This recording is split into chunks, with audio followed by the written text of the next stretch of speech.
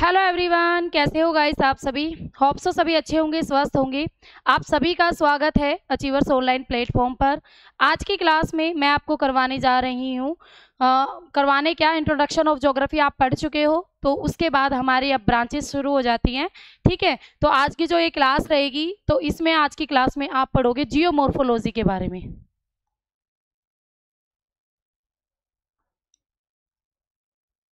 ठीक है, तो आज की क्लास में आप क्या करोगे, जियोमॉर्फोलॉजी।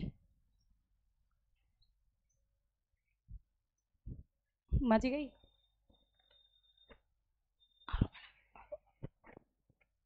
तो आज की क्लास में हम पढ़ेंगे क्या भाई, अपना जियोमॉर्फोलॉजी।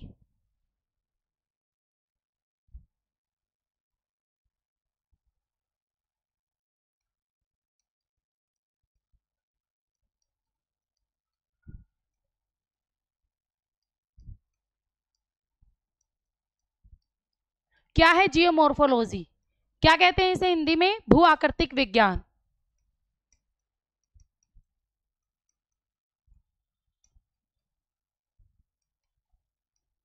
क्या कहते हैं भाई, भू आकृतिक विज्ञान यानी लैंडफॉर्म। भू आकृतिक विज्ञान यानी आप लैंडफॉर्म। तो लैंडफॉर्म की बात करते हैं, भू आकृतिक विज्ञान की बात करते हैं, तो जो जियोमॉर्फोलॉजी है ये आपका नॉर्मली दो वर्ड से मिलकर बना हुआ है। कौन से हैं दो वर्ड, एक तो जियो और दूसरा है मॉर्फी। जियो यानी पृथ्वी और मॉर्फी का मीनिंग याद करें यानी फॉर्म। फॉर्म यानी भाई आपका, फॉर्म यानी रूप या वर्णन। ठीक है, तो मॉर्फी फॉर्म यानी रूप यानी वर्णन। और अगर इसके मीनिंग की बात करें तो क्या हो जाएगा कि पृथ्वी के ऊपर जो भी आकृति पाई जाती है, जो भी पृथ्वी पर आकृति पाई जाती है, उन सब का अध्ययन करना। तो इसका मीनिंग क्या हो जाएगा भाई, भू आकृतिक विज्ञान का, कि पृथ्वी की आकृतियों का अध्ययन करना।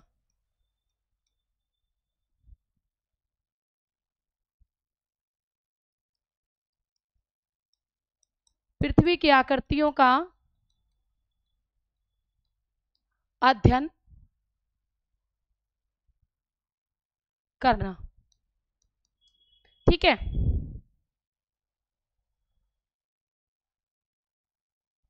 आ बात समझ में कि हमारी पृथ्वी के ऊपर जो भी आकृति पाई जाती है उन सबको पढ़ना, उन सबका अध्ययन करना ही क्या कहलाता है, भू आकृति विज्ञान। जैसे आपकी पृथ्वी के ऊपर पर्वत पाए जाते हैं, पहाड़ पाए जाते हैं, मैदान पाए जाते हैं, तो ये सारी आकृतियां ही तो हैं। तो इन सभी आकृतियों को डिटेल में पढ़ना, समझना। आप हाइट पढ़ते हो, कौन सा पर्वत किस टाइप का पर्वत है, ये सारी चीजें पढ़ते हो, ये सारे जियोमॉर्फोलॉजी का ही पार्ट है। तो हम इसका ये कह सकते हैं कि पृथ्वी की आकृतियों का वर्णन करना, या पृथ्वी के ऊपर जो भी स्थल रूप पाए जाते हैं, लैंडफॉर्म पाए जाते हैं, उन सब का अध्ययन करना, उन सबको स्टडी करना ही क्या है, जियोमॉर्फोलॉजी है। तो इसके अगर डेफिनेशन की बात करें तो जियोमॉर्फोलॉजी की डेफिनेशन क्या होगी, जियोमॉर्फोलॉजी की डेफिनेशन क्या होगी भाई। तो जियोमॉर्फोलॉजी क्या है, जियोमॉर्फोलॉजी इसके अंतर्गत हम ग्लोब के स्थल मंडल, हम क्या पढ़ते हैं, हमारी पृथ्वी के ही लिख लो तुम। इसके अंतर्गत पृथ्वी के स्थल मंडल यानी लिथोस्फीयर, पृथ्वी के लिथोस्फीयर के पर जो भी ऊंचावच पाए जाते हैं, पृथ्वी के स्थल मंडल के ऊंचावच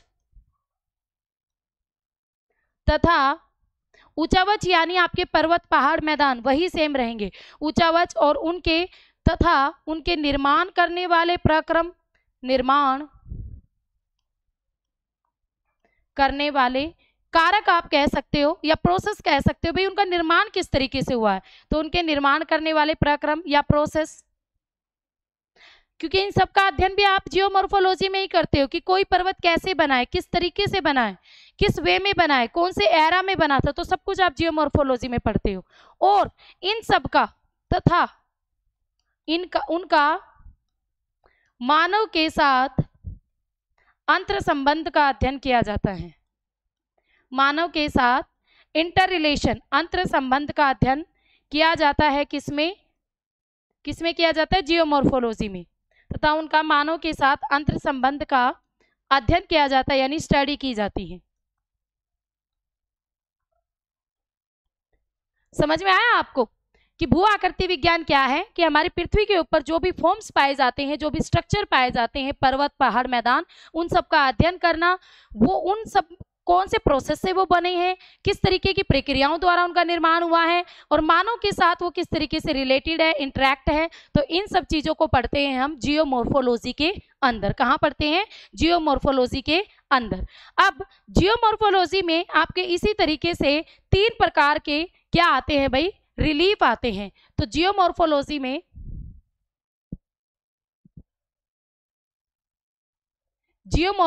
में आपके 3 टाइप्स के रिलीफ आते हैं।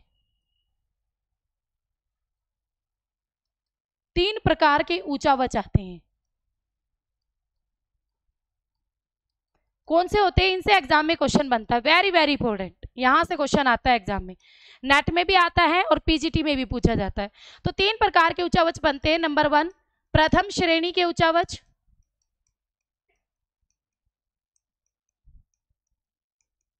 यानी first order relief. Second is द्वितीय श्रेणी के ऊंचावच,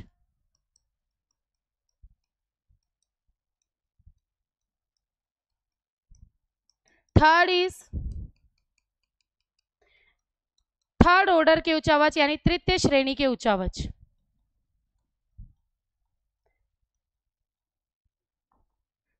ठीक है, तो प्रथम श्रेणी के ऊंचावच में क्या आता है? फर्स्ट ऑर्डर रिलीफ में क्या आता है? तो फर्स्ट ऑर्डर रिलीफ में वो चीज आएंगे जो हमारी पृथ्वी पर सबसे पहले बने। तो हमारी पृथ्वी पर सबसे पहले क्या बना भाई? महाद्वीप बने थे हमारे, और हमारे महासागर बने थे, यानी आपके कॉन्टिनेंट और ओशियन ही सबसे पहले बने थे। तो इसीलिए ये फर्स्ट ऑर्डर के रिलीफ में आते हैं। प्रथम श्रेणी के ऊंचावच में इनको शामिल किया जाता है, महाद्वीप और महासागर के।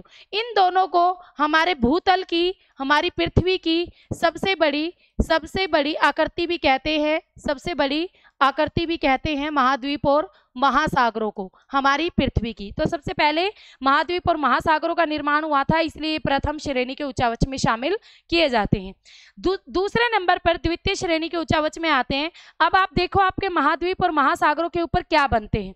तो महाद्वीप और महासागरों के ऊपर आपके क्या बनते हैं भाई? जैसे महाद्वीपों पर बने आपके पर्वत, पहाड़, मैदान, है ना, ये सारी चीजें बनी, और झीलें हो गई आपकी, तो जिनमें मूवमेंट ना हो। द्वितीय श्रेणी के ऑर्डर में वो चीजें आएंगी जिसके अंदर मूवमेंट नहीं होनी चाहिए। तो पर्वत, पहाड़, मैदान, झील। ठीक है, झील में पानी आपको एक तरफ ठहराव होता है, वो बहता नहीं है। नदी में पानी बहता है, इसलिए नदी अलग होती है, और झील में पानी का ठहराव होता है। तो झील याद रखना सेकंड ऑर्डर के रिलीफ में आएगी, द्वितीय श्रेणी के ऊंचावच में आएगी। ठीक है, तृतीय श्रेणी के ऊंचावच में क्या आएगा? जो इन सब के ऊपर से बहते हैं, लाइक जिनके स्ट्रक्चर इनके ऊपर बनते हैं।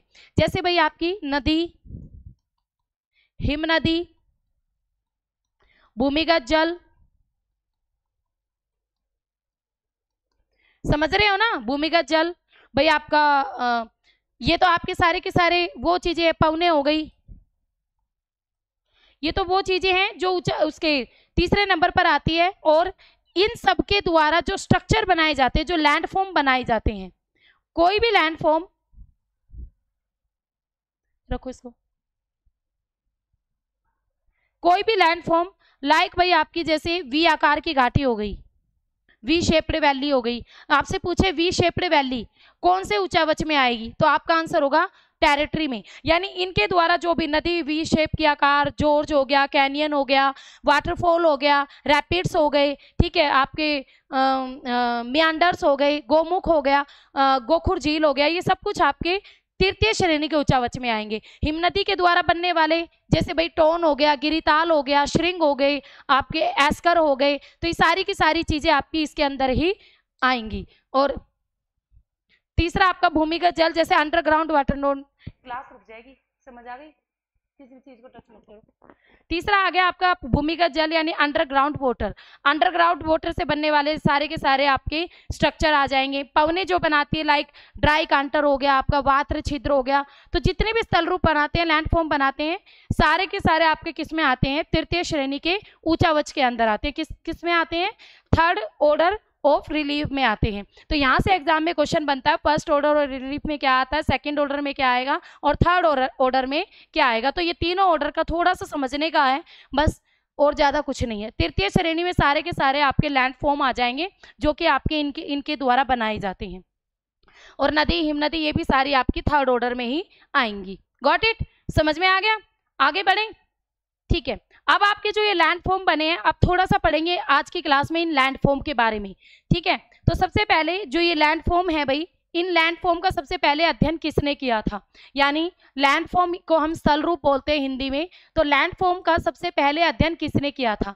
तो इनका सबसे पहले अध्ययन करने वाले थे ग्रीक विद्वान थे, जिसे यूनानी विद्वान भी कहते हैं। तो इंग्लिश में ग्रीक कहते हैं, हिंदी में यूनानी कहते हैं। तो ग्रीक, यूनानी और आपके जो मिस्र के विद्वान थे ना, जिन्हें हम ज्योग्राफी के अंदर पढ़ते हैं अरब विद्वानों के नाम से, तो मिस्र और अरब के जो विद्वान थे उन्होंने 500 ईसा पूर्व में से आरंभ कर दिया था स्थल रूपों का अध्ययन। यानी स्थल रूपों की स्टडी आरंभ हो गई थी भाई 500 ईसा पूर्व से। ये जो स्थल रूप थे, ग्रीक, यूनानी जो विद्वान थे, जो मिस्र के विद्वान थे, अरब विद्वान, जैसे इब्न बतूता था भाई आपका, इब्न खल्दून था, ठीक है, बहुत सारे थे आपके अरब वाले भी, सारे पढ़ेंगे हम थॉट ज्योग्राफी के अंदर। और ग्रीक यूनानी आपके हिकेटियस हो गया, इरेटासथनीस हो गया, आगे चल के और भी बहुत सारे थे, इसमें भी एनेक्सीमेंडर हो गया। तो इन सब के द्वारा स्थल रूपों का अध्ययन शुरू हो गया था 500 ईसा पूर्व के बाद से ही। अब आपकी जो जियोमॉर्फोलॉजी, इससे रिलेटेड एक बुक और आती है, एक फेमस प्रोफेसर थे, उनकी बुक लिख लो भाई। बुक का थॉर्नवेट महोदय थे। कौन थे? थॉर्नवेट महोदय थे। इनकी बुक थी, बुक बड़ी फेमस थी इनकी, जियोमॉर्फोलॉजी की बुक थी। और बुक का नाम क्या था? Principles of geomorphology. Principles of geomorphology, यानी जियोमॉर्फोलॉजी के सिद्धांत। एक बार एचटेट में पूछी भी गई थी ये बुक, प्रिंसिपल्स ऑफ जियोमॉर्फोलॉजी। ये बुक किसने लिखी है? तो थॉर्नवेट की बुक थी ये, ठीक है। काफ़ी फेमस थे ये विद्वान, जिन्होंने इसमें जियोमॉर्फोलॉजी के अंदर काफ़ी अच्छा काम किया था। उसके बाद सर्वप्रथम एक और फेमस पर्सनैलिटी आती है भाई, कौन? James Hutton. इन्होंने भी भाई बहुत बढ़िया काम किया जियोमॉर्फोलॉजी के अंदर। क्या काम किया था इन्होंने? क्या दिया था इन्होंने? इन्होंने दिया था एक रूपतावाद का सिद्धांत। क्या दिया था इन्होंने? एक रूपतावाद का सिद्धांत, थ्योरी दी थी एक रूपतावाद की। फेमस थ्योरी थी ये, पूछी जाती है नेट में भी और एस्टेट में भी, सभी एग्जाम में आती है। एक रूपतावाद का सिद्धांत देने वाले कौन थे? James Hutton. कब दिया था? 1785 में। 1785 में, जिसे क्या कहते हैं? चक्रीय पद्धति की अवधारणा भी कहते हैं। चक्रीय पद्धति की अवधारणा भी कहते हैं, कंसेप्ट ऑफ आपका साइकिल, ठीक है। चक्रीय पद्धति की अवधारणा या कंसेप्ट भी कहते हैं। 1785 में इन्होंने दिया था ये। इन्होंने एक फेमस लाइन भी बोली थी जेम्स हटन ने। क्या बोली थी? ना आदि का अंत है, न आदि का अंत है, और ना अंत का भविष्य, ये लाइन किसने बोली थी? ये लाइन भी आपको देने वाले थे जेम्स हटन। एक लाइन और थी, वर्तमान भूत की कुंजी है। ये सीधे सीधे क्वेश्चन है, चारों सीधे सीधे क्वेश्चन है, सीधे आएंगे ऐसे ही। वर्तमान भूत की कुंजी है, जो आप वर्तमान में देख रहे हो वो और कुछ नहीं है, वो भूत का ही हमें दिया हुआ है, भूत की ही क्या है? पूंजी है। ये चीज भी किसने कही थी? जेम्स हटन ने। ये चारों क्वेश्चन आते हैं भाई। एक रूपतावाद का सिद्धांत किसने दिया? James Hutton. चक्रीय पद्धति की अवधारणा किसने दी? जेम्स हटन। ना आदि का पता है, ना अंत का भविष्य, ये स्टेटमेंट किसने दी? जेम्स हटन। वर्तमान भूत की पूंजी है, किसने दी? James Hutton. Important part of geomorphology, यहाँ से क्वेश्चन आता है आपका, ठीक है। ये जो सिद्धांत एक रूपतावाद का सिद्धांत था, ये क्या था भाई? ये क्या कहता था जेम्स हटन?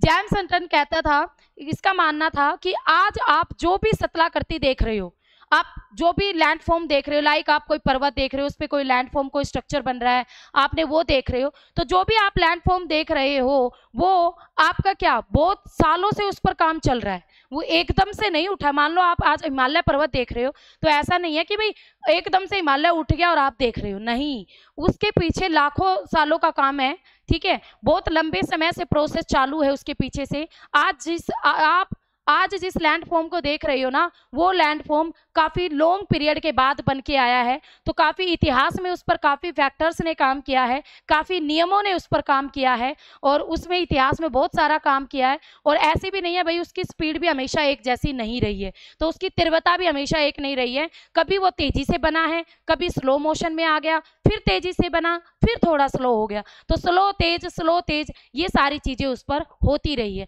जेम्स हटन का मानना ये था। तो यही था उसका एकरूपतावाद का सिद्धांत।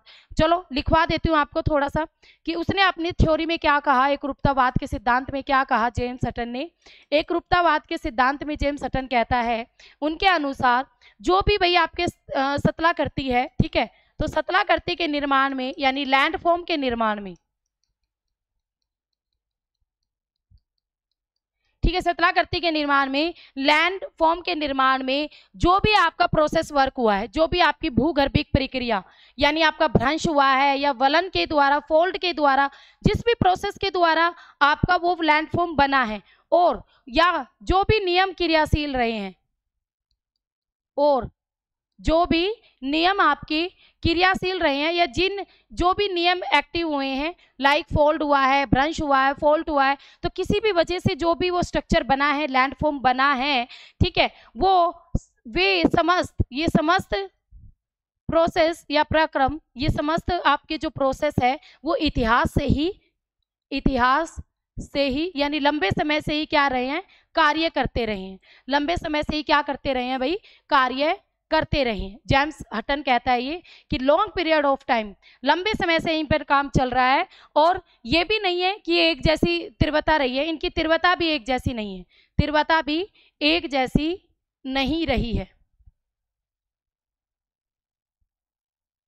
कभी स्लो मोशन में काम हुआ है, कभी स्पीड में हुआ है, कभी हाई स्पीड में हुआ है। तो ये जेम्स हटन का मानना है, ठीक है। कोई भी सतलाकृति आपकी जो भी नियम, जो भी प्रोसेस ने उस पर काम किया है, तो काफ़ी लॉन्ग पीरियड से इस पर काम इसी तरीके से चलता आया है। इसी तरीके से जो ये एकरूपतावाद का सिद्धांत है, ये जियोमॉर्फोलॉजी के अंदर आधारभूत सिद्धांत माना जाता है, यानी बेस माना जाता है ये जियोमॉर्फोलॉजी का। क्या माना जाता है जियोमॉर्फोलॉजी का? बेस माना जाता है। कौन, आपसे क्वेश्चन आएगा कि जियोमॉर्फोलॉजी का बेस कौन से सिद्धांत को माना जाता है? आंसर इज एकरूपतावाद के सिद्धांत को, ठीक है। जियोमॉर्फोलॉजी का क्या माना जाता है? आधारभूत सिद्धांत माना जाता है। और इस एकरूपतावाद को जेम्स हटन ने दिया था 1785 में, बट इसको आगे किसने बढ़ाया? तो जेम्स हटन के बाद दो और बंदे आते हैं भाई। एक आता है आपका जॉन प्लेफेयर, और दूसरा बंदा एक और आता है, ये क्वेश्चन भी आया था कि जेम्स हटन के बाद एकरूपतावाद के सिद्धांत को किसने आगे बढ़ाया? तो एक तो था जेम्स प्लेफेयर और दूसरा था सर चार्ल्स,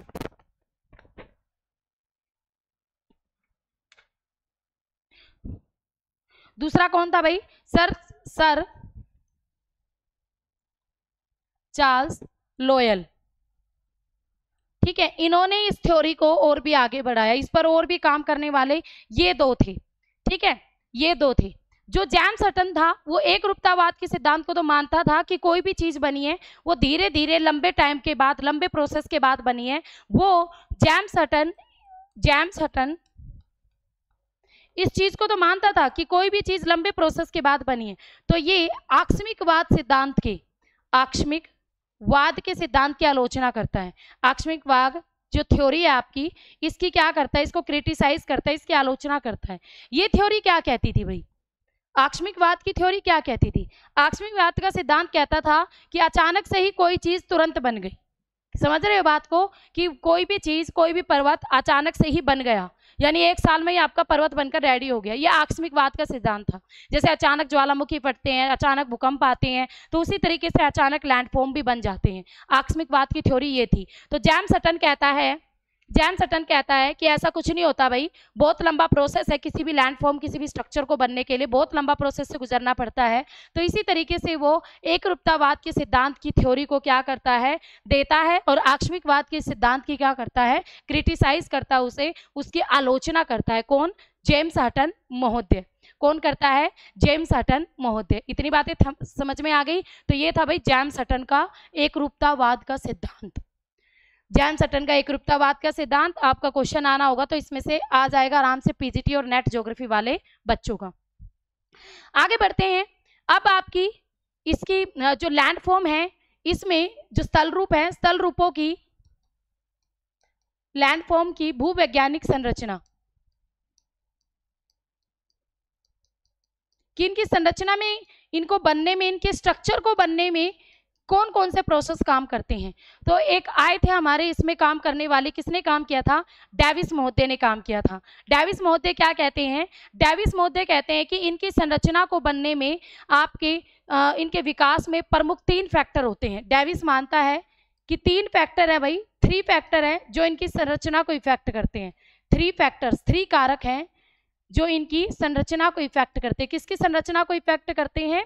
हमारे स्थल रूपों की, लैंडफॉर्म की संरचना को इफेक्ट करते हैं, ऐसा डेविस मानता है। ऐसे 3 फैक्टर्स हैं, और वो 3 फैक्टर्स कौन कौन से हैं? जिसे डेविस की क्या कहते हैं? जिसे डेविस की त्रिकुट भी कहते हैं। डेविस की त्रिकुट, ये क्वेश्चन भी एग्जाम में आता है। डेविस की त्रिकुट भी कहते हैं। कौन कौन से हैं? एक तो आ जाएगा भाई आपका अवस्था, एक तो खुद संरचना हो जाएगा, एक अवस्था, और एक तीसरा हो जाएगा प्रक्रम। तो डेविस कहता है कि कोई भी आपका स्थल रूप बन रहा है तो उसकी संरचना पर ध्यान दिया जाता है, फिर उसकी अवस्था, स्टेजेस, किन किन स्टेजेस में जाके वो पूरा हुआ है, तीसरा क्या प्रोसेस उस पर काम किया है। तो ये तीन ऐसे फैक्टर हैं जो किसी भी स्थल रूप को बनाते हैं, उसकी संरचना को बनाते हैं, उस स्थल रूप को तैयार करते हैं। ठीक है, ये डेविस का मानना था। और इनमें से, तीनों में से जो डेविस है, अवस्था को सबसे अधिक महत्वपूर्ण मानता है, स्टेजेस को सबसे अधिक महत्वपूर्ण, सबसे अधिक महत्वपूर्ण डेविस किसे मानता है भाई? अवस्था को सबसे अधिक महत्वपूर्ण मानता है। किसे? अवस्था को। तो एग्जाम में आएगा कि डेविस की त्रिकुट क्या है, तो ऑप्शंस में आपको इस संरचना, अवस्था, प्रक्रम ये देखने को मिलेंगे। ठीक है, स्ट्रक्चर, स्टेजेस एंड प्रोसेस, ये तीनों के तीनों आपको एग्जाम में देखने को मिलेंगे। और इनमें से सबसे ज्यादा इंपॉर्टेंट किसे माना है? अवस्था को माना है। किसने? डेविस महोदय ने। डेविस क्या कहता है? ठीक है, डेविस यही कहता है कि स्थल रूपों की भू संरचना में ये तीनों के तीनों फैक्टर काफी ज्यादा इंपॉर्टेंट रहते हैं। डेविस ने स्थल रूपों का अनुवांशिक वर्गीकरण भी किया था भाई, ये भी याद रखना। स्थल रूपों का अनुवांशिक वर्गीकरण किसने किया?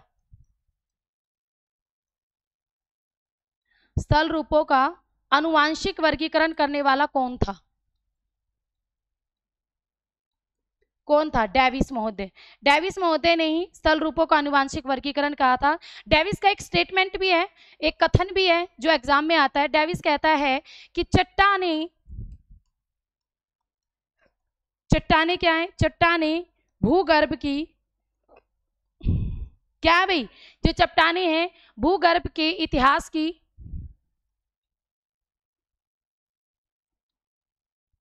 पुस्तक हैं, और चट्टानों के अंदर जो फॉसिल्स पाए जाते हैं, यानी जीवाश्म पाए जाते हैं, वो उन पुस्तकों के पृष्ठ हैं, और जीवाश्म उनके पृष्ठ हैं।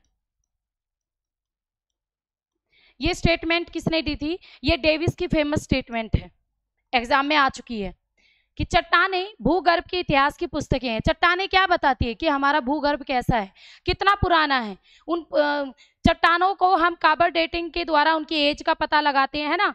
तो ये बताती है कि हमारा जो भूगर्भ है वो कितना पुराना है, हमारी चट्टानें इतनी पुरानी हैं, तो इस तरीके से इतना साल पुराना है, सारी हमें एज बताती है, और जीवाश्म उनके पृष्ठ है। तो ये स्टेटमेंट देने वाले कौन थे? डेविस महोदय थे। स्थल रूपों का अनुवांशिक वर्गीकरण किसने दिया? ये भी डेविस महोदय ने बताया। उसके बाद जो डेविस महोदय हैं, डेविस महोदय ने स्थल रूपों के विकास की 3 अवस्थाएं बताई थी।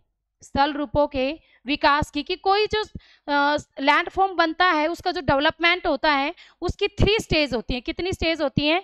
3 स्टेज होती हैं, 3 अवस्थाएं होती हैं, 3 स्टेज होती हैं। वो 3 स्टेज कौन सी होती हैं भाई? एक होती है आपकी युवावस्था, किसी भी लैंडफॉर्म के बनने की युवावस्था। सेकंड होती है प्रौढ़ावस्था, युवावस्था यानी यूथ एज, प्रौढ़ावस्था यानी मैच्योर एज, और वृद्धावस्था यानी ओल्ड एज। तो ये 3 एज होती है किसी भी लैंडफॉर्म के विकास की। वैसे तो किसी भी मानव के विकास की भी ये 3 अवस्थाएं होती हैं, है ना। हमारे में बस बाल्यावस्था हो रहा जाती है भाई, युवावस्था डाल दिया इसने सीधा, यहाँ पर लैंडफॉर्म के विकास में हमारी बाल्यावस्था आती है पहले।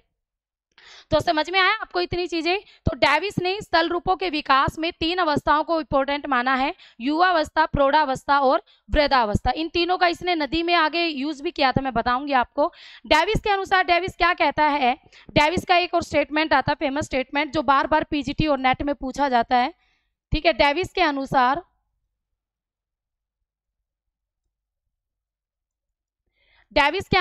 कोई भी स्थल रूप, कोई भी लैंडफॉर्म अपने विकास की दृष्टि में, लिख देती हूं, कोई भी स्थल रूप अपने विकास की दृष्टि से संरचना, अवस्था व प्रक्रम का प्रतिफल होती है। डेविस कहता है कि भाई कोई भी लैंडफॉर्म जो बना, कोई भी लैंडफॉर्म आपका बना, उस लैंडफॉर्म का जो डेवलपमेंट हुआ उसमें आपकी 3 वही चीजें आती है, संरचना, अवस्था और प्रक्रम। तो अगर आपको एग्जाम में किसी भी स्टेटमेंट में ये 3 वर्ड देखने को मिले, संरचना, अवस्था और प्रक्रम, यानी स्ट्रक्चर, आपका स्टेज एंड प्रोसेस, तो देन आपका आंसर क्या रहेगा, डेविस रहेगा। आंसर क्या होगा, डेविस होगा। तो संरचना, अवस्था और प्रक्रम, ये तीनों का ही प्रतिफल होती है कोई भी स्थल रूप में अपने विकास की दृष्टि से, ठीक है। तो ये चीज कहने वाले कौन थे, डेविस महोदय ही थे। तो landform is a function of structure, stage and process, ठीक है। तो इन तीनों का फंक्शन होते हैं लैंडफॉर्म, संरचना, अवस्था और प्रक्रम का। उसके बाद जो डेविस महोदय थे, डेविस महोदय ने अपना एक थ्योरी भी दी थी भाई, डेविस महोदय ने थ्योरी भी दी थी। एक थ्योरी का नाम क्या था, भू आकृतिक चक्र। डेविस का भू आकृतिक चक्र, ये थ्योरी थी डेविस की। भू आकृतिक चक्र का सिद्धांत देने वाले कौन थे, डेविस महोदय थे। कब दिया था, 1899 में दिया था। कब दिया था, 1899 में दिया था। इस सिद्धांत के अंदर डेविस महोदय ने 3 क्रमिक अवस्थाओं पर बल दिया था।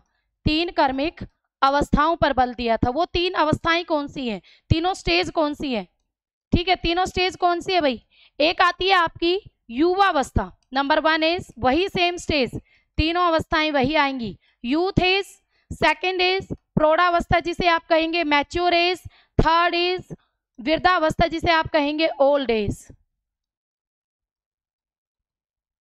Got it. इन्हीं तीनों अवस्थाओं को दिया था भू आकृतिक चक्र के सिद्धांत में 1899 में डेविस महोदय ने, ठीक है। डेविस ने प्रत्येक ये जो अवस्थाएं तीनों देख रहे हो ना स्टेज, इन तीनों स्टेज को अगेन 3 पार्ट्स में फिर डिवाइड किया था। अगेन तीनों स्टेज को अगेन से 3 सब पार्ट में डिवाइड किया था। सेम थे, ज्यादा वो पढ़ने की नीड नहीं आपको।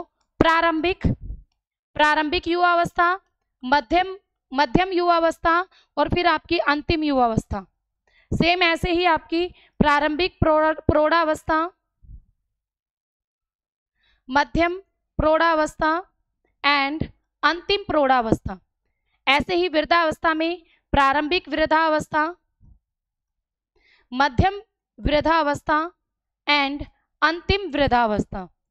इस तरीके से इन तीनों चीजों को सब पार्ट में डिवाइड किया था किसने, डेविस महोदय ने अपने भू आकृतिक चक्र के सिद्धांत में। अब इसने अपनी जो ये थ्योरी दी भू आकृतिक चक्र का सिद्धांत, ये इसने रिवर पर अप्लाई किया। कैसे, जिसे हम कहते हैं, क्या कहेंगे, जिसे हम पहले, सबसे पहले फर्स्ट स्टेज क्या थी हमारी, युवावस्था।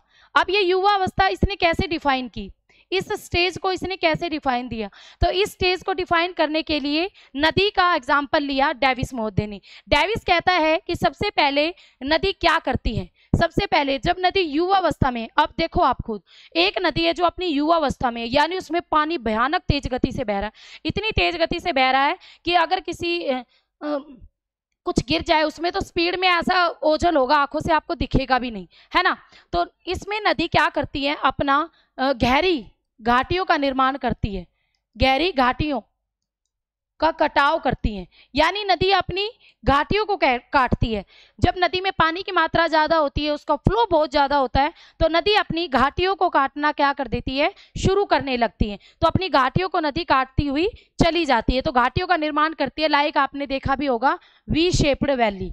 जैसे नदी क्या बनाती है, वी शेप्ड वैली बनाती है, ठीक है। इस वी शेप्ड को और अधिक गहराई तक काट देती है तो नदी क्या बना देती है, गोर्ज बना देती है, ठीक है। फिर और अधिक गहराई से काट देती है तो नदी क्या बना देती है, कैनियन बना देती है। तो ये सारी नदी अपनी घाटियों को काट काट के बनाती है, अपनी वैली को काट काट के बनाती है। तो ये युवावस्था में बनाती है ये सारे स्ट्रक्चर, रिवर, लैंडफॉर्म, क्या स्ट्रक्चर ही तो है। सारे स्ट्रक्चर कब बनते हैं, नदी की युवावस्था में बनते हैं, ठीक है। उसके अगर हम बात करें इस दौरान जो नदी है, नदी के अंदर आपके इस तरीके की चीजें तो बनती हैं, उसके साथ साथ वाटरफॉल भी बनते हैं भाई। जलप्रपात भी नदी बनाती है, वाटरफॉल बनाती है। नदी का पानी ऊपर से अचानक से नीचे गिरना, वाटरफॉल क्या होता है आप सबने देख रखे हैं, बाहुबली मूवी की शुरुआत ही वाटरफॉल से हुई है ना। शिप्रिकाएं बनाती है नदी, रैपिड्स, ये सारी आपको मैं एक एक ये जितनी भी मैंने आपको यहाँ लिखवाई है ना, पर्टिकुलर हम बोर्ड पे बढ़िया तरीके से एक एक डायग्राम के साथ पढ़ेंगे। इन सबको हाथ से डायग्राम बना बना के आपको सारी चीजें समझाऊंगी। तो रैपिड्स हो गई, आपके पोर्ट होल्स हो गए, जलज गर्तिकाएं हो गई, ये सारे स्ट्रक्चर रिवर अपनी युवावस्था में बनाती हैं, ठीक है। जब रिवर में पानी की मात्रा ज्यादा होती है, रिवर में फ्लो बहुत ज्यादा होता है, स्पीड बहुत ज्यादा होती है, तो उस दौरान रिवर ये सारे स्ट्रक्चर बनाती है। भाई जवानी, आपको खुद को पता है, एक बच्चा जवानी अवस्था में या जवानी में तो भाई बात ही अलग होती है ना, घूमना फिरना मौज करना, और आया बुढ़ापा फिर खाट पकड़ना, है ना। तो बुढ़ापे में पता चलता है सब कुछ, क्यों बुढ़ापे में हम भगवान को याद करते हैं और जवानी में मौज मारते हैं, समझ रहे हैं इन सब बातों को। तो ये सारी चीजें, ये सारे जो स्ट्रक्चर हैं आपकी युवावस्था में बनाती है नदी। सरिता अपहरण जैसी घटनाएं भी, सरिता अपहरण यानी रिवर कैप्चर वाली जो घटना है वो भी आपकी युवावस्था में ही होती है। ये कौन सी घटनाएं होती हैं, मीन्स भाई यहाँ पर कोई छोटी सी रिवर बेचारी बह रही थी, यहाँ से बड़ी रिवर आई, ठीक है, उसमें पानी का मात्रा बढ़ गई, पहले वो यहाँ से ऐसे बह रही थी वो रिवर, ठीक है, अचानक क्या हुआ, उसमें फ्लो पानी का बहुत ज़्यादा बढ़ गया, उसने अपनी चौड़ाई बढ़ा ली, तो वो इस रिवर को भी अपने अंदर क्या कर लेगी, मिला लेगी। तो इस रिवर का अस्तित्व तो हो गया खत्म, ये मिल गई बड़ी रिवर में। तो इसे कहते हैं सरिता अपहरण जैसी घटनाएं। क्या कहेंगे इसे, सरिता अपहरण जैसी घटना। तो इस तरीके से ये घटनाएं घटित आपकी होती है युवावस्था के अंदर। इसके बीच नदियों के बीच के जो दोआब हैं, नदियों के युवावस्था में नदियों के बीच के दोआब, बीच के दोआब व जल विभाजक, यानी मोटे मोटी बात है भाई, नदियां क्या हो जाती है, बहुत ज्यादा चौड़ी हो जाती हैं। भाई जब नदियों में पानी का फ्लो बढ़ेगा तो साइड में से पानी बहना और एरिया को कवर करके चलता है ना। जैसे आपने सोचा बिहार में इतनी बाढ़ क्यों आती है, कोसी नदी अपना रास्ता बदल लेती है, कहीं से भी बहने लग जाती है ना, तो बिहार में बाढ़ लाती है। तो जो नदियों के बीच के दोआब हैं या नदी के जो जल विभाजक है वो बहुत अधिक और क्या हो जाते हैं, चौड़े हो जाते हैं, और नदियां बहुत अधिक क्या हो जाती है, विस्तृत हो जाती है, एक्सपेंसिव हो जाती है, भाई बहुत दूर तक नदी फैल जाती है साइडों में, ठीक है। ये सारी घटनाएं कौन सी स्टेज पर होती है, युवावस्था के अंदर होती है। ये सारा डेविस बताता है कि नदी अपनी युवावस्था में ये सारे कांड करती है, यूथ एज में, ठीक है। फिर आती है नदी की सेकंड स्टेज। सेकंड स्टेज कौन सी भाई, प्रौढ़ावस्था, नदी की प्रौढ़ावस्था, नदी की प्रौढ़ावस्था यानी आपकी कौन सी एज, कौन सी age, mature age, mature age. इसमें क्या करती है, इसमें नदी अब युवावस्था को अपनी को समाप्त करके और प्रौढ़ावस्था में एंट्री करती है, मैच्योर एज में नदी आ जाती है।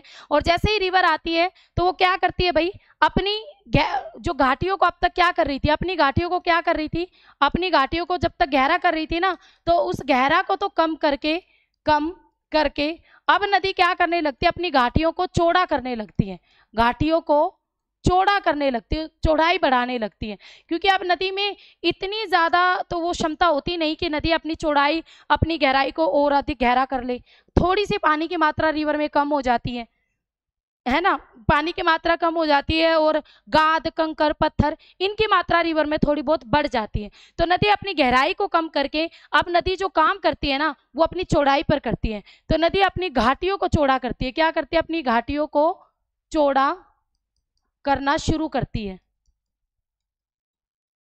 ठीक है, घाटियों को चौड़ा करना शुरू कर देती हैं। और आपके कौन से स्ट्रक्चर बनाती है इस दौरान जो नदी बनाती है, जलोढ़ पंख बनाती है, जलोढ़ शंकु बनाती है, एल्यूवियल फैन एंड एल्यूवियल कोन का निर्माण करती है। सारे स्ट्रक्चर आप पढ़ोगे नदियों द्वारा बनने वाले स्थल रूपों के अंदर। ठीक है, किसमें पढ़ोगे? जो नदियां जो भी लैंडफॉर्म बनाती है ना, उन सभी लैंडफॉर्म के अंदर ही आप सारे स्ट्रक्चर डिटेल में पढ़ोगे। जलोढ़ पंख कैसे बनते हैं, जलोढ़ शंकु कैसे बनते हैं। और इसी में नदी क्या करती है भाई, मियांडर्स भी बनाती है। क्या बनाती है? रिवर मियांडर्स बनाती है, यानी विसर्प। नदी विसर्प का निर्माण करती है। नदी अपने किनारों को काटना शुरू कर देती है, तो पार्श्ववर्ती अपर्दन करना शुरू कर देती है। इस स्टेज में रिवर पार्श्ववर्ती अपर्दन करना शुरू कर देती है। नदी अपने किनारों को काटना शुरू कर देती है। किनारों को काट काट के अपनी चौड़ाई भी नदी क्या करने लगती है, थोड़ी बहुत बढ़ाना शुरू कर देती है।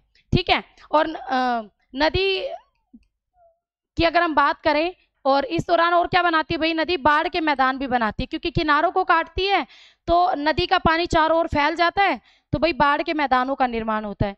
तो नदी बाढ़ के मैदानों को भी बनाती है और विसर्पाकार, विसर्प यानी सांप की तरह बलखाती हुई चलती है। पानी की मात्रा बिचारी में हो जाती है कम, तो रास्ते में नदी के मार्ग कुछ भी आ गया तो नदी उसके साइड से बहना शुरू कर देगी। समझ रहे हो? तो नदी उसके साइड से बहना शुरू कर देती है, तो नदी विसर्पाकार मार्ग अपनाती है इस दौरान। Got it? समझ में आ गया?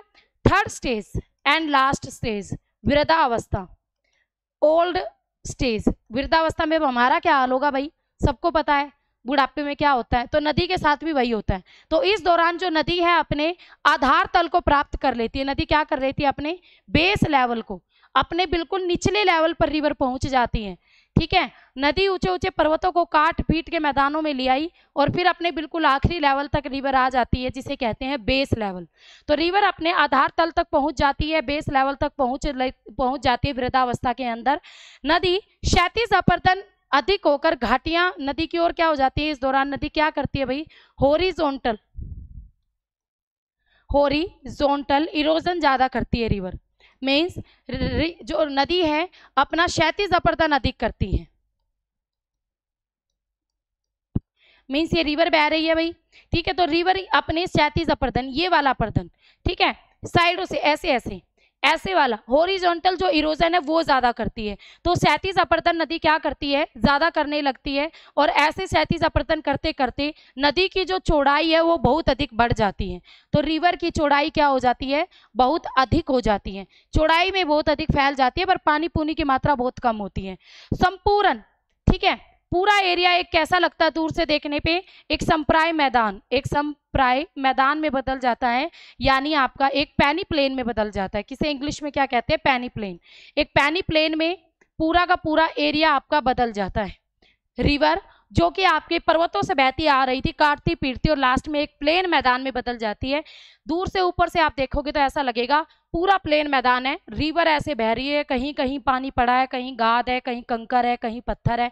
तो इस तरीके से रिवर एक संप्राय मैदान में बहती हुई आगे चली जाती है। कुछ एरिया में मान लो ये संप्राय मैदान के बीच में कुछ ऐसा पार्ट आ गया जहां पर आपकी कोई स्ट्रॉन्ग सी चट्टान आ गई है ना, कोई टुकड़ा आ गया, तो जिसको रिवर बेचारी बुढ़ी तो हो गई है, अब बुढ़ापे में वो इसको क्या उखाड़ेगी, तो ठीक है, तो ये खड़े रह जाते, रिवर का पानी साइड में से चला जाएगा। ये एक चोटी, मान लो ये रिवर का पानी बह रहा है, यहाँ पर एक चोटी यहाँ पर ऐसे खड़ी है थोड़ी सी, ये कोई नुकीला पार्ट है, ऐसे पड़ा रह जाता है। तो ये जो अवशिष्ट पहाड़ियां हैं, जिन्हें क्या कहते हैं, अवशिष्ट पहाड़ियां, यानी पहाड़ों के बचे हुए पार्ट, ये स्ट्रॉन्ग होने की वजह से खड़े रह जाते हैं। इन्हें क्या कहा जाता है, इन्हें मोनोडनाक कहा जाता है। क्या कहा जाता है, मोनोडनाक कहा जाता है। ये मोनोडनाक इन संप्राय मैदान में खड़े रह जाते हैं, क्योंकि रिवर में इतनी कैपेसिटी नहीं होती कि इन मोनोडनाक को काट के और इनके मलबे को अपने साथ बहा ले जाए, वो नहीं काट पाती भाई, बुढ़ी हो गई है। अब आप बुढ़े आदमी से यूं कहो कि तू 2 टोकनी पानी उठाकर ऊपर तक ले जा भाई, मेरे से तो अभी ना उठे, बुढ़ापे में तो क्या ही उठेगा, है ना। तो यही बात है। तो मोनोडनाक या अवशिष्ट पहाड़ियों के नाम होते हैं मोनोडनाक, जिन्हें रिवर नहीं काट पाती और रिवर साइडों से बहकर चली जाएंगी, और ये अवशिष्ट पार्ट के रूप में यहाँ पर बिल्कुल खड़े हुए रह जाते हैं। ठीक है, तो ये डेविस महोदय का था, क्या था, ये डेविस महोदय का अपर्दन चक्र था कि किस तरीके से रिवर अपनी युवावस्था प्रौढ़ावस्था और वृद्धावस्था को पार करते हुए और लास्ट में बेस लेवल को पार करते हुए एक संप्राय मैदान में बदल जाती है। एक आकृति को, एक पर्वत को प्लेन एरिया में बदल सकती है रिवर। इन तीनों स्टेज से अलग अलग लैंड फॉर्म बनाती हुई रिवर इस तरीके से आगे बढ़ती है। तो ये था डेविस महोदय का भू आकृतिक चक्र की 3 अवस्थाएं, जो तीनों की तीनों मैंने आपको बता दी, युवावस्था, प्रौढ़ावस्था और वृद्धावस्था। ठीक है, तो इन तीनों में अलग अलग स्थल रूपों के रिवर ने जो जो निर्माण किए उनके नाम मैंने आज की क्लास में लिखवाए हैं। बाकी आपका अलग से टॉपिक होगा ये कि नदियों द्वारा बनने वाले स्थल रूप, जिसमें आप एक एक स्थल रूप को पूरा डिफाइन में डिटेल में पढ़ोगे कि जलोढ़ पंख कैसे बने, कैसे रिवर आई, कैसे मियांडर की शेप में बही, फिर अचानक पानी आया तो सीधी हो गई, तो वो जलोढ़ ठीक है, तो आपकी गोखुर झील बन गई। तो ये सारे स्ट्रक्चर आपको एक एक स्ट्रक्चर डिटेल में पढ़ाया जाएगा, लैंडफॉर्म डिटेल में पढ़ाया जाएगा। इतनी बातें समझ में आ गई। अब हमारा टॉपिक था ना स्थल रूप यानी लैंडफॉर्म। अब जो ये स्थल रूप थे, इन स्थल रूप को कुछ फैक्टर्स भी इफेक्ट करते हैं। ऐसा नहीं है कि हर जगह आपके लैंडफॉर्म बन जाते हैं। तो जो स्थल रूप होते हैं आपके लैंडफॉर्म होते हैं, तो इन लैंडफॉर्म के विकास को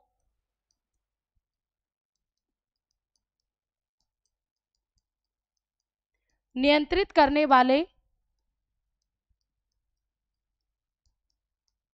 कुछ कारक भी होते हैं, कुछ फैक्टर भी होते हैं। कौन कौन से होते हैं भाई वो फैक्टर? जिसमें एक तो सबसे मेन जो मैंने आपको बार बार बता रही हूँ, संरचना यानी भाई स्ट्रक्चर। मींस जिस लैंडफॉर्म, जहां पर जो लैंडफॉर्म बना है वहां पर किससे बना है, वो उसका स्ट्रक्चर कैसा है, वो वलन से बना है, फोल्ड से बना है, कोई वलन के द्वारा वो स्ट्रक्चर बना है, कोई फोल्ड से बना है भाई, ब्रांच के द्वारा बना है वो, ठीक है, या वो लैंडफॉर्म उसकी प्रकृति कैसी है, उसकी चट्टानें कैसी है, चट्टानों की विशेषताएं कैसी है,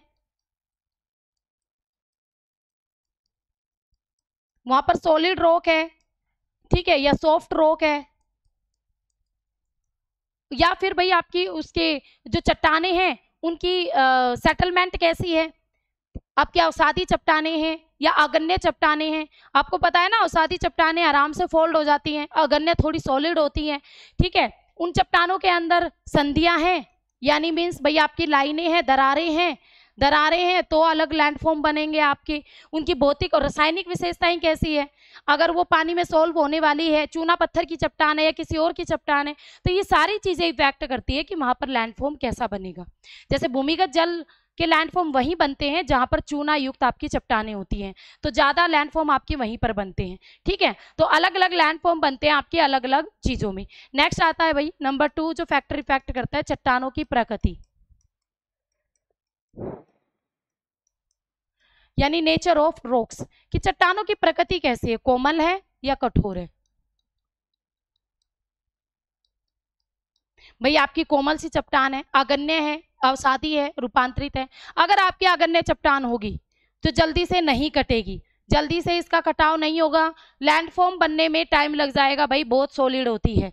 अवसादी चट्टान है तो आपकी इजीली फोल्ड हो जाती है, अवसादी चट्टान है इजीली फोल्ड हो जाती है, सॉफ्ट रॉक होती है, तो इसमें आपका लैंडफॉर्म ज्यादा बन जाएंगे। रूपांतरित चट्टान है और भी ज्यादा सॉलिड होती है, तब भी आपके लैंडफॉर्म बहुत कम बन पाते हैं। तो जो चट्टान का नेचर है यानी नेचर ऑफ रॉक्स, वो भी आपके लैंडफॉर्म के विकास को, उनके डेवलपमेंट को इफेक्ट करता है। थर्ड इज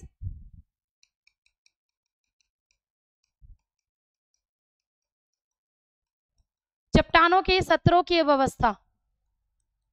मीन्स भाई आपके चट्टान के में के अंदर जो लेवल है, ठीक है, चट्टान है जो उसके बीच में जो स्तर है, उसकी जो स्टेज है, लाइंस हैं, वो कैसी हैं, ठीक है। चट्टान में किस तरीके की व्यवस्थाएं हैं अंदर। मान लो कोई चट्टान है, यहाँ पर ये रोक है, या अगन्य है, इग्नियस रोक है, इसके चारों ओर मान लिया अवसादी चट्टान की एक लेयर बिछी हुई है, तो वो तो इजिली कट जाएगी, बट ये नहीं कटेगी, समझ रहे हो। तो इस तरीके से जो चट्टानों के बीच के लेवल्स हैं वो भी इंपॉर्टेंट रोल निभाते हैं किसी भी स्थल रूप के डेवलपमेंट में। नेक्स्ट आता है भाई प्रोसेस, प्रक्रम। कौन सा प्रोसेस ने काम किया है, ठीक है। या भाई आपके 2 तरीके के प्रोसेस होते हैं, एक होता है अंतर्जात, इंडोजेनेटिक बोलते हैं जिसे, अंतर्जात प्रोसेस। दूसरा होता है एक्सोजेनेटिक प्रोसेस यानी बहिर्जात प्रोसेस। अंतर्जात प्रोसेस जिसमें आपके क्या होते हैं, जैसे ज्वालामुखी हो गया, भूकंप हो गया, इनके फटने से आपके अलग अलग स्ट्रक्चर बनते हैं, अलग अलग लैंडफॉर्म का निर्माण हो गया।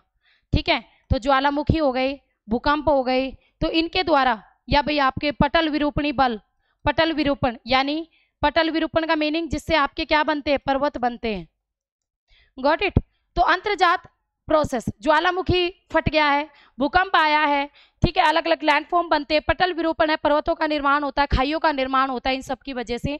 वहीं अगर हम एक्सोजेनेटिक फोर्सेस की बात करें, बहिर्जात बल की बात करें, तो इनमें भाई आपकी नदी हो गई, भूमिगत जल हो गया, पवने हो गई, हिमनदी हो गई, सागरीय तरंगे हो गई, ये सारे क्या मिलते हैं, ये सारी चीजें मिलके अलग अलग लैंडफॉर्म बनाते हैं। ठीक है, स्ट्रक्चर बनाते हैं, सारे के सारे अपने बाहर हमारी पृथ्वी के ऊपर लैंडफॉर्म बनाते हैं, नदियां बनाती है, भूमिगत जल बनाती है, पवने बनाती हैं, हिमनदी बनाती है, भूमिगत आपकी सागरीय तरंगे बनाती है, सारे के सारे आप डिटेल में पढ़ोगे। तो ये सारे आपके क्या बनते हैं, बहिर्जात बल। ठीक है, बहिर्जात आपके क्या रहेंगे, बहिर्जात, इसे कहेंगे एक्सोजेनेटिक प्रोसेस, बहिर्जात प्रक्रिया द्वारा आपके इस तरीके के लैंडफॉर्म इसमें बनते हैं। Got it. ठीक है, समझ में आ गया। और लास्ट आता है भाई आपका नंबर 5 इज अवस्था। अवस्था यानी स्टेजेस। आप सबको पता है अचानक से कोई भी लैंडफॉर्म नहीं बनता, किसी भी लैंडफॉर्म को बनने के लिए उस लैंडफॉर्म को अलग अलग स्टेजेस से गुजरना पड़ता है ना। ये नहीं है कि अचानक से कोई रिवर आई, अचानक से एकदम अपनी घाटी बना ली, नहीं भाई, धीरे धीरे अपनी घाटी को काटेगी, धीरे धीरे काटेगी, धीरे धीरे वी शेप की वैली बनाई। अब वी शेप की वैली को और अधिक काट दिया तो आपका गोर्ज बन गया, गोर्ज को और अधिक काट दिया तो कैनियन बन गया। तो ये क्या हो गई, ये 3 स्टेज हो गई ना। तो इस तरीके से हर लैंडफॉर्म के डेवलपमेंट की स्टेजेस होती हैं, उन स्टेजेस में कोई भी लैंडफॉर्म आपका बनता है। ठीक है, तो ये आपके क्या थे, ये आपके लैंडफॉर्म के डेवलपमेंट को इफेक्ट करने वाले कुछ क्या थे, फैक्टर्स थे। ये सारे ऐसे फैक्टर्स हैं जो किसी लैंडफॉर्म के विकास को इफेक्ट करते हैं, उसके डेवलपमेंट को इफेक्ट करते हैं, जो भी लैंडफॉर्म वहां पर बनना होता है वो। Got it. इतना समझ में आया भाई? हाँ जी, कुछ तो लिखो, यस नो। आया इतना समझ में? चलिए, अब इसमें एक चीज और आया, एक बंदा और आया था भाई स्थल रूपों के डेवलपमेंट में। कौन था? हारबर्ग महोदय। हारबर्ग महोदय, इन्होंने क्या किया, हारबर्ग महोदय ने जो हमारी सतलाकृतियां हैं इनको 5 वर्गों में बांटा था। ये क्वेश्चन एक बार एग्जाम में पूछा गया था कि हारबर्ग ने सतलाकृतियों को कितने भागों में डिफाइन किया था। तो इसने सतलाकृतियों को 5 वर्गों में विभाजित किया था, 5 वर्गों में विभाजित किया था। ये 5 वर्ग कौन कौन से थे ये आपको पता होना चाहिए। सबसे फर्स्ट नंबर पर इसने डिफाइन किया सरल स्थल रूप, सरल स्थल रूप। सेकंड नंबर पर इसने डिफाइन किया मिश्रित स्थल रूप,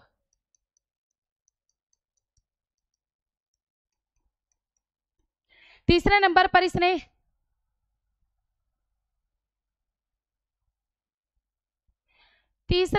इसने डिफाइन किया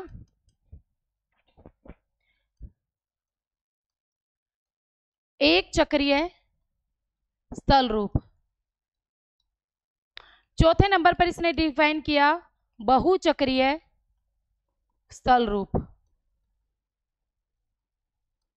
और लास्ट में इसने डिफाइन किया भाई नंबर 5 अनावृत या पुनर्जीवित स्थल रूप।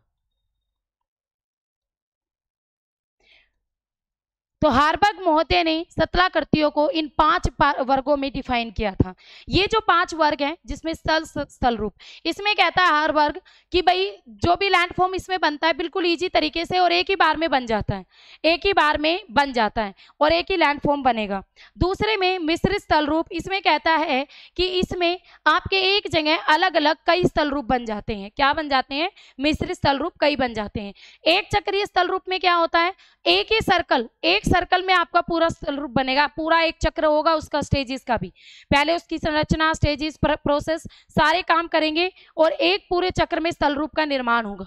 बहुचक्रीय स्थल रूप, एक लैंडफॉर्म के निर्माण में एक से अधिक चक्र लगते हैं, एक से अधिक बार उसका डेवलपमेंट होता है, तब जाके वो पूरा होता है।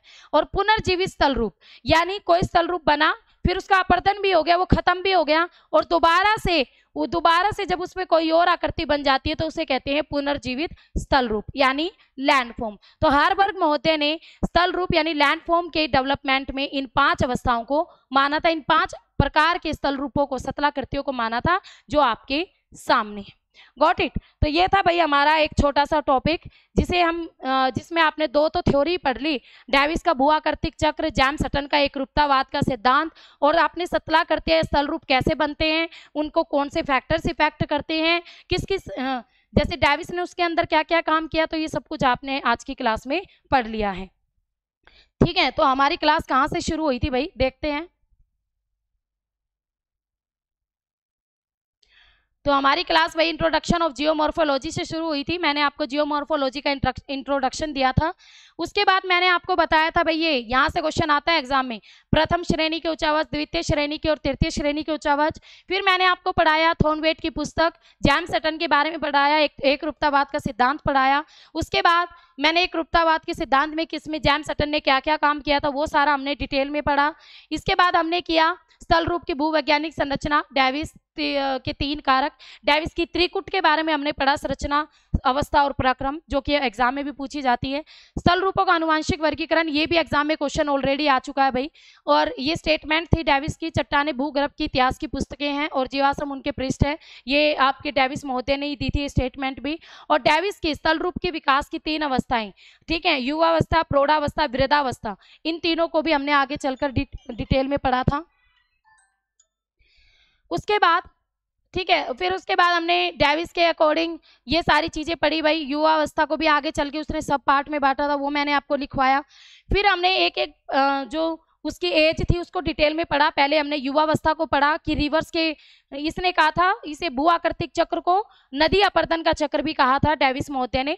तो नदी को ही एग्जाम्पल लेके इसने पूरा का पूरा अपना अपर्दन चक्र का सिद्धांत दिया था, जिसमें यह आती है युवावस्था, प्रौढ़ावस्था और वृद्धावस्था, किस तरीके से रिवर आपकी अलग अलग फॉर्म बनाती है, लैंड फॉर्म बनाती है और आगे बढ़ती हैं।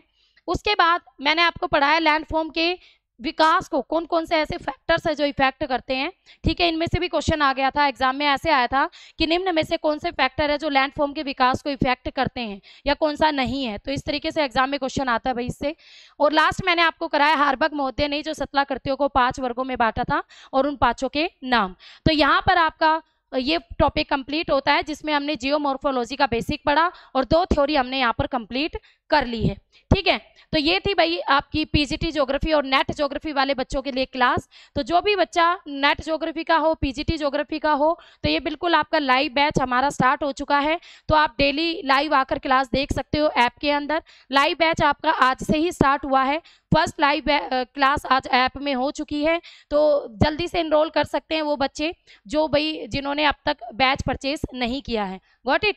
ठीक है, तो बैच परचेज करोगे तो आप भी इसी तरीके से मेरे साथ आकर लाइव पढ़ सकते हैं। तो फिर मिलेंगे, तब तक के लिए have a nice day. Okay, bye bye, see you.